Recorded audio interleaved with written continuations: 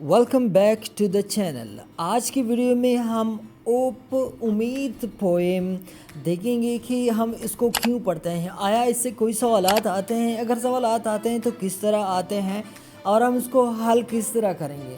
तो सबसे पहले हम इस वीडियो में ओप पोएम के बारे में जानते हैं कि ये किसने लिखा है और ये इसकी ट्रांसलेशन किया है, इसकी पैराफ्रेजिंग किया है। ठीक है, तो वीडियो में बने रहिएगा और अगर आपने अभी तक चैनल को सब्सक्राइब नहीं किया तो चैनल सब्सक्राइब कर लीजिए और साथ में बेल आइकन पर भी क्लिक कीजिए ताकि आपको इसी तरह अच्छे वीडियोस बर वक्त मौसूल होते रहें। तो अगर देखा जाए तो ये पोएम जो है ये एक फेमस पोएम है जो कि एमिली डिकिंसन एक फीमेल ऑथर है, उसने लिखी है। इसकी ट्रांसलेशन की तरफ अगर हम जाए तो पहले स्टेंजा हमें मिलता है, hope is the thing with feathers. तो बेसिकली फीदर जो है वो पर को कहते हैं, जैसे कि परिंदों वाली पर, या मतलब ऐसे पर जो होते हैं ना वो से पर फीदर कहते हैं। तो हम अगर सिंपली देखें, उम्मीद पर रखने वाली चीज़ है, that purse in the soul. Soul का मतलब है रूह और पर्स जो है ना रहती है, जो इंसान की रूह में रहती हैं। यानी अब बाद में, अभी ये थोड़ा शायद कंफ्यूजिंग होगा कि इसका क्या मतलब है, लेकिन अब बाद में जब हम इसकी थीम को देखेंगे, इस पर डिस्कशन करेंगे तो आपको आसान हो जाएगा। That purse in the soul, जो कि रूह में रहती है, and sings the tune without the word, और अल्फाज के बग़ैर गीत गाती है, यानी अल्फाज के बग़ैर गाती है। And never stop at all, और कभी रुकती नहीं। ये बात हो रही है होप के बारे में। होप को ये तशबीह दे रहा है, एक परिंदे की तरह इसको तशबीह दे रहा है कि एक परिंदे की तरह है, फर है इसके और ये गाती है। एंड स्वीटेस्ट इन द गैल इज़ हियर्ड। स्वीटेस्ट मीन्स मीठी मौसीकी, और इसके साथ गेल जो है ना वो तूफ़ान के लिए इस्तेमाल हुआ है यहाँ पे, और इसकी मीठी मौसीकी तूफ़ान में सुनाई देती है।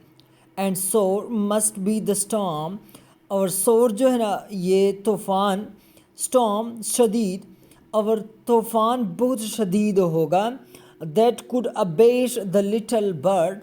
अबेश मीन्स परेशान करना, तंग करना। लिटल बर्ड छोटे परिंदे को, जो छोटे परिंदों को परेशान कर रहा है।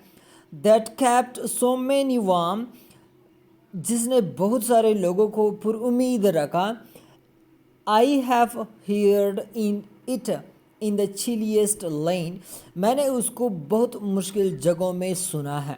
And on the strangest sea, strangest strange से निकला है जो कि अजीब व गरीब, और अजीब व गरीब मुश्किलात की समंदर में भी मैंने उसको देखा है।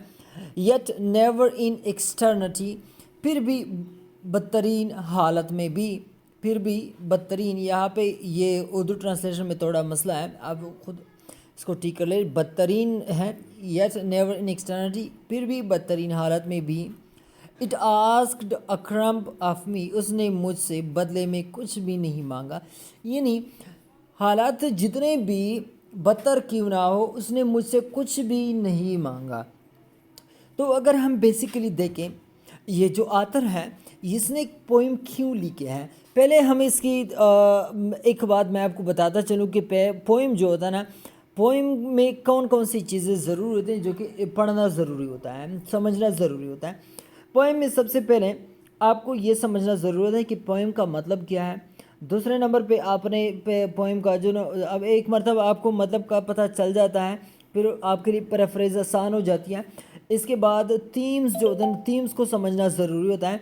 इसके बाद जो पोइम का स्ट्रक्चर होता है, स्ट्रक्चर से मेरा मकसद ये है कि पोइम का जो स्टेंजास हैं वो कौन से फॉर्म का है, कौन से फॉर्मेट का है, और उसका जो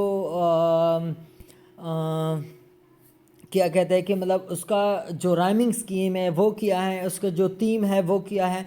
तो अगर हम इस पोइम को देखें तो इस पोइम में हमें होप, एक स्ट्रांग होप पोएम नज़र आता है।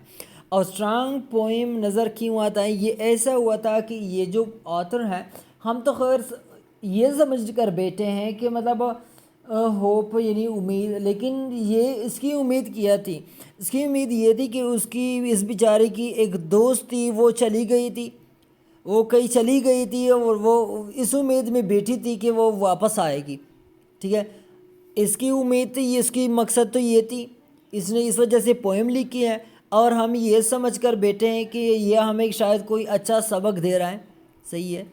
ایک اگر دیکھا بھی جائے تو ہوپ تو ایک حد تک دے رہی ہے وہ، لیکن اصل میں جو اس کا جو تھیم ہے وہ اس نے یا مطلب اس نے اس وجہ سے لکھی ہے کہ اس کی ایک دوست تھی، وہ چلی گئی تھی وہ بیچاری، اور وہ اس کی انتظار میں بیٹھی ہوئی تھی کہ وہ آئے گی.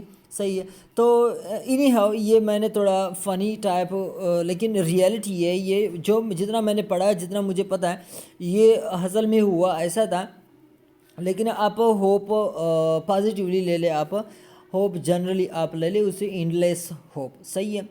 اچھا، اس کے بعد اگر ہم لیٹرری ڈیوائس کی بات کریں، لیٹرری ڈیوائس کا مطلب یہ ہے کہ دیکھو یہاں پہ پارٹس آف سپیچ ہوتے ہیں، جیسے کہ مثال کے طور پر پارٹس آف سپیچ گرامر میں یوز ہوتے ہیں، اسی طرح پارٹس آف جو نا لٹری ڈیوائسز یا مطلب فگر آف سپیچ جو ہوتے ہیں، جیسے کہ لٹریشن، میٹافور، سیملی کا نام تو آپ نے سنا ہوگا، انجامنٹ وغیرہ ہو گئے، یہ اس کو کہتا ہے لٹری ڈیوائسز، اور یہ لٹریچر میں استعمال ہوتا ہے، جیسے ڈرامہ، پوئم، ناول، اسی طرح پوئم وغیرہ میں اسی استعمال ہوتا ہے. تو اگر ہم لٹری ڈیوائس کے بارے میں دیکھیں تو اس میں لٹریشن، میٹافور، انجامنٹ ایکسیکٹرا استعمال ہوا ہے. اس کے بعد ہم پیرافریز کی طرف آتے ہیں. تو پیرافریز آپ ایسا کریں کہ پیرافریز یہاں سے اس کو میں تھوڑا سٹاپ کر دیتا ہوں آپ کے لیے، اس کو 1 سیکنڈ کے لیے سٹاپ کریں اور اسکرین شاٹ لے لیں اور یہ پھر اپنی کاپی میں لکھ لیں. صحیح ہے. دوسرا اور تیسرے اسٹینزے کا آپ یہاں سے تھوڑا سا سٹاپ کر کے اس کو اسکرین شاٹ لے لیں اور کاپی میں لکھ لیں.